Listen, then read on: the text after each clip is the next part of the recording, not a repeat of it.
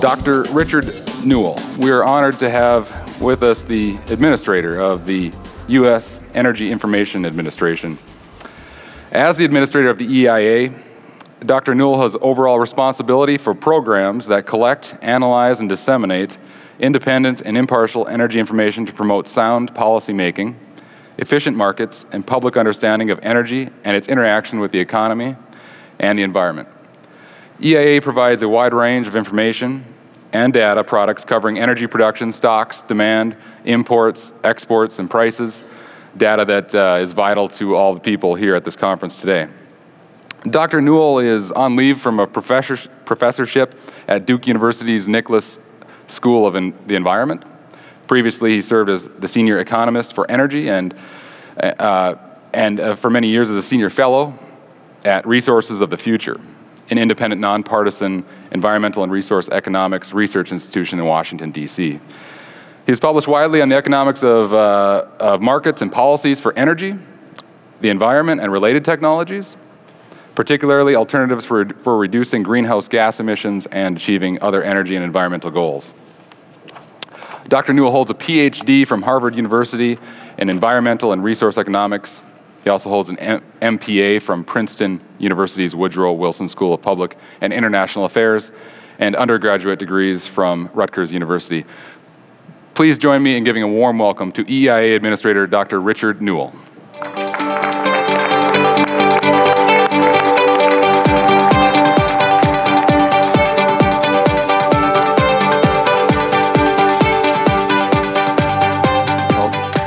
Thank you very much for that kind introduction. I'm real happy to be here in St. Louis. We've got some great weather. Seems like the conference is off to a good start. And I'm going to wake you up even further by giving you some facts and figures, which I think is why I was invited here, so I won't hesitate to do that.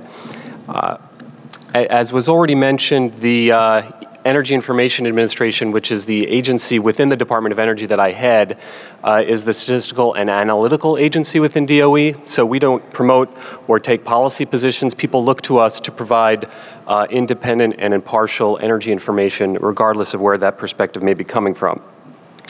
One of the things that we've been confronting at the Energy Information Administration, and I think that you all have been confronting as an industry, is the interconnectedness of different aspects of biomass and biofuels within the energy sector.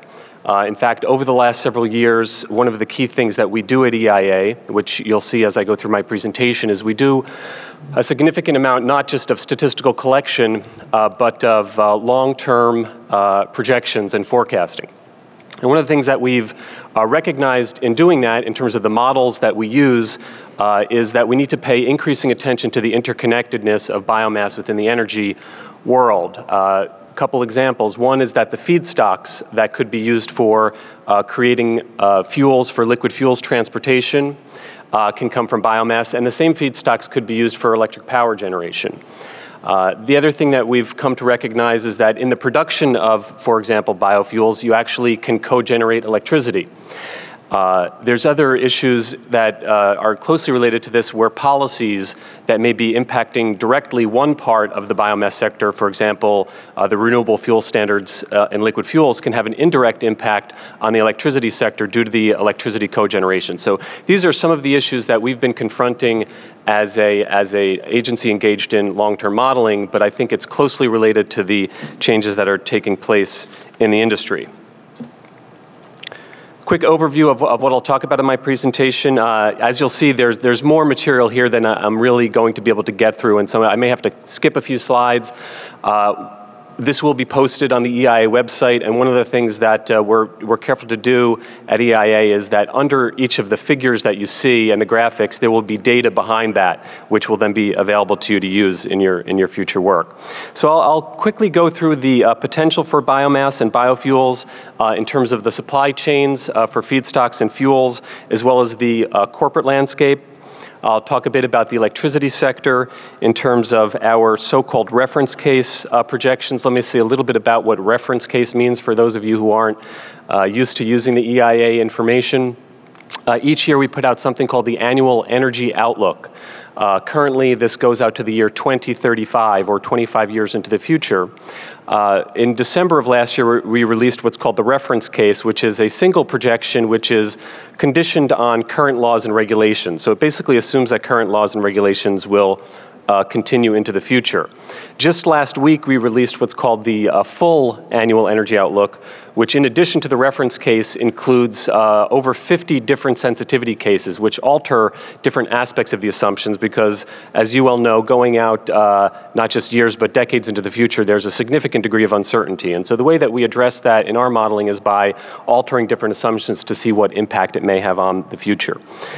I'll then talk a bit about the liquid fuel sector in terms of the current state of the industry, give you a bit from our projections, as well as some sensitivity cases related to fuel economy and the penetration of E15.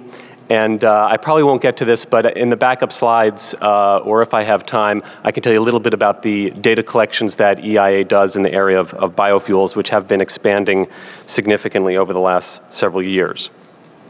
In terms of a high-level overview, there's, of course, many sources and many uses for biomass. I think that apparently the theme and the structure of the workshop is based on different feedstocks. You can see moving from the left to the right here, there's a number of different raw inputs that go into biomass within the energy sector. Some of those raw inputs can be used to produce a number of different intermediate feedstocks. So, for example, you can use corn and get both starches as well as fiber. Same story is true for some of the other feedstocks. Some of the other raw inputs. And at the end of the pipe, there's a number of different energy products, and this list seems to expand all the time, ranging from so-called biodiesel, as well as renewable diesel, different forms of ethanol, butanol, and then drop-in fuels, more advanced biofuels that can create drop-in fuels for gasoline, diesel, and then often as either a direct product or as a co-product, heat and power. There's a number of different reasons why the industry has moved toward greater use of biomass. One of the reasons is an interest in reducing emissions, which is a general feature of renewable fuels. Another is a desire to reduce dependency on petroleum, which has been an important feature within ongoing policy dialogues. And another, over the longer term, which is also associated with the price of oil, is the hope for relatively low-cost sources of energy, which biomass can potentially provide. So there's a significant contrast, as you know even better than me, between first generation and future generation biofuels in terms of the corporate landscape. So we've seen an evolution toward a first generation biofuels industry which has coalesced around standard business model type classifications. And so what we've got here is a list not of all companies engaged in this industry, but the left-hand list of companies, which includes vertically integrated majors, large refiners, as well as medium and small refiners. The list of companies here comprises about 51% of the capacity for alcohol production. On the right-hand side, we have similar industry structure for diesel blend stocks, and these companies comprise about 57% of capacity. So while first-generation biofuels have moved toward a corporate landscape which is starting to look more and more like the petroleum industry, really, next-generation biofuels are in a much different state of play. So this slide, which I think you hopefully should be able to read some of the smaller text there. What we've got here is but you're missing the top. No, you're not missing it. I'm just missing it on my thing. All right, so we've got next generation biofuel companies and the different interrelationships that we're seeing develop. Now, due to the capital intensive nature of many of these projects, the next generation companies are not yet well established as an industry in the way that first generation producers are. And so we're seeing two primary strategies that are being employed to better define the business cases here. One is partnerships with established corporations, and then another area which is somewhat smaller and less common is production of high value chemicals as co-products for initial niche markets. So what this figure is showing you toward the left-hand side is we've got a technology legend, so we've color-coded in yellow second-generation alcohol technologies under technology company there. We've also got an orange second-generation non-alcohol liquids, including Fischer-Tropsch processes, pyrolysis oil, other drop-in or infrastructure-compatible fuels. In red, we've got genetics companies, and in green, we've got third-generation biofuel producers such as algae or liquids directly from CO2. Now, this graphic is not exhaustive. It's meant to be illustrative, but what you can see, just taking an example at the top here, we've got large-scale partners who are capable of bringing things to commercial scale in large markets, working with a host of different technology companies. So, for example, you've got Royal Dutch Shell working with a number of different companies, each of which has something different to bring. In this case, you've got a genetics company, you've got a second-generation alcohols company in Iogen, and then you have Virent as a non-alcohol liquids company. So you see different configurations across different companies as this landscape evolves. And then you can see over on the right-hand side of the slide, of course, that there's many different products and co-products that are produced and are intended to be produced in these different partnerships, some of which are biofuels, but others of which are chemicals, which can have high value added.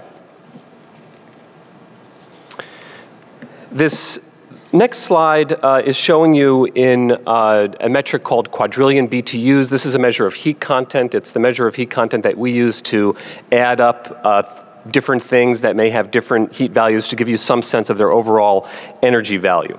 And what we've got here is the primary U.S. energy production from biomass for both liquid fuels and for power generation. Now, as you can see in the projection, we currently have that at a bit under 4 quadrillion BTUs or quads, increasing very significantly, more than doubling over our projection period from the current to the year 2035.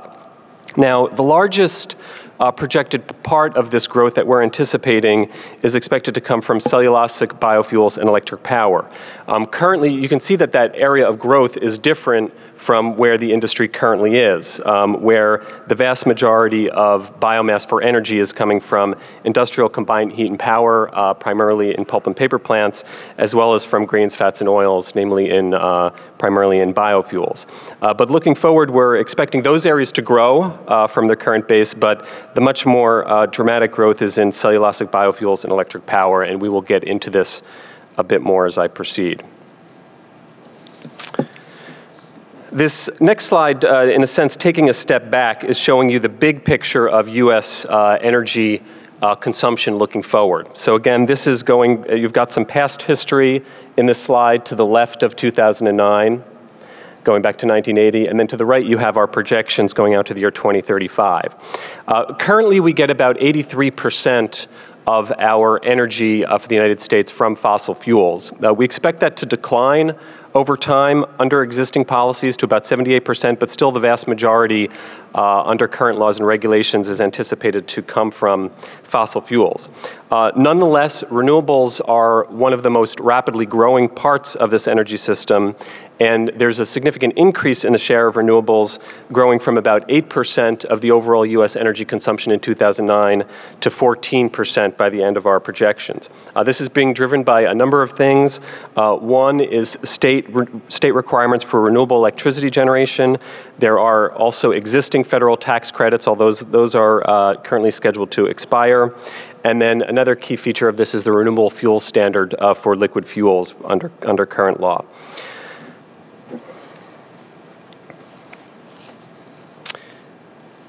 This next chart, which is now measured in million barrels per day, which is what we typically use to measure liquid fuels such as petroleum and biofuels, shows how significantly our projection for biofuels has changed over the last several years. And a very big feature in this change is the Energy Independence and Security Act of 2007. So the reddish-orange line there, I apologize for the acronyms, AEO 2007 means Annual Energy Outlook 2007. So that's the outlook that we put out in the year 2007. At that point, it went to 2035, and this shows you our projection